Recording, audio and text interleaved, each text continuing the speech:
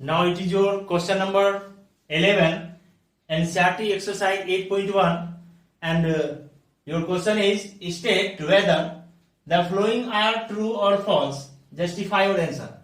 आपके statement given है, अब आपको जस्टिफाई करना है दैट इज ट्रू और नॉट। तो सबसे पहले आप करेंगे कि आप कॉपी लेके बैठेंगे, देखेंगे इसमें क्या रीजन है, यहां से हम रीजन को बताएंगे क्या इसका रीजन है, क्यों ये ट्रू है और क्यों ये फॉल्स है। फर्स्ट में गिवन है the value of tan a is always less than 1।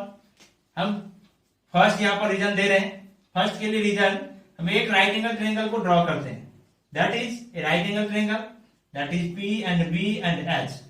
In right angle triangle tan a means tan a equal to होता है P by B। tan a equal to P by B, that means but given क्या है कि tan a is always less than 1।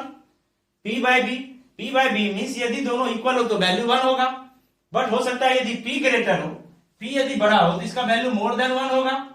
1 more than इसका value क्या होगा, 1 होगा।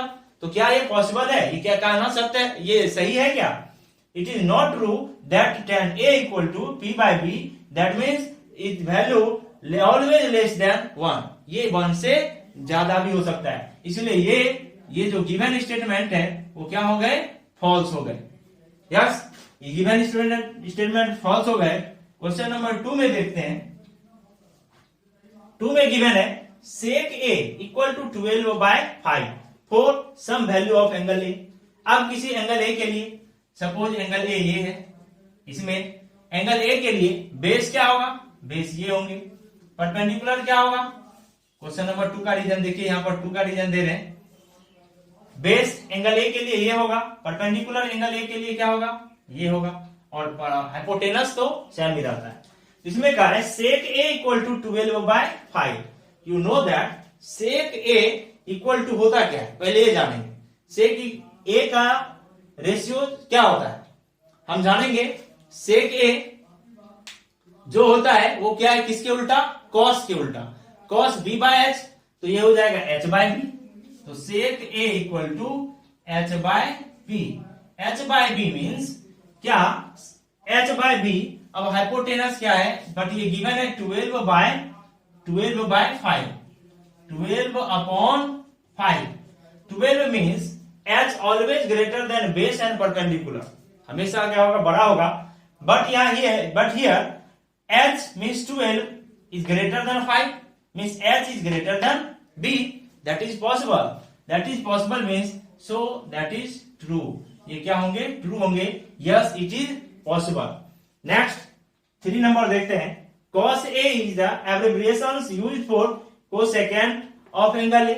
No, you know that cos a का कोसाइन होता है और cosecant ये cosec का होता है, तो cos a का abbreviation क्या होता है, cosine. So it is the given statement, ये भी क्या हो गए, फॉल्स हो गए, ये भी फॉल्स है।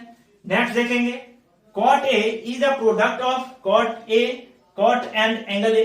प्रोडक्ट है क्या, नो हमने cot a मीन्स होता क्या है, यदि इसमें नंबर 4 के रीजन है, cot a means cot a that identify the angle a, cot a that identify the angle a, it is not a product of angle a।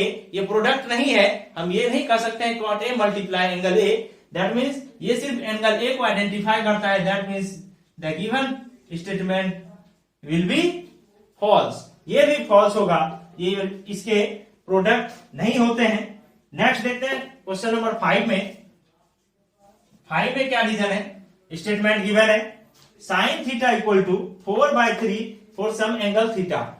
sin theta किसी right angle triangle में लेते हैं, sin theta that will be theta that is base, perpendicular and hypotenuse। sin theta means 4/3, but you know that sin theta will be P by H, that will be 4/3। अब क्या देख रहे हैं, perpendicular greater हो रहा है किससे, hypotenuse से, दैट इज रॉन्ग। ये कभी पॉसिबल हो ही नहीं सकता, परपेंडिकुलर हाइपोटेनस से क्या होगा, ग्रेटर होगा। That means P by H equal to 4/3, that will be wrong। That means the given statement will be false। ये भी क्या होंगे, false होंगे। इट इज नॉट पॉसिबल, ये कभी पॉसिबल हो ही नहीं सकता कि साइन थीटा इक्वल टू 4/3। ये भी आपके क्या होंगे, फॉल्स हो जाएंगे। तो इस तरह से हमने देखा ओनली वन इसमें आ रहा है जो ट्रू था, और सारे ही given statement that will be false, ये सारा ही फॉल्स होगा, हो गया है। तो इसको आप नोट कर सकते हैं, इसको कॉपी में अच्छे से लिख सकते हैं।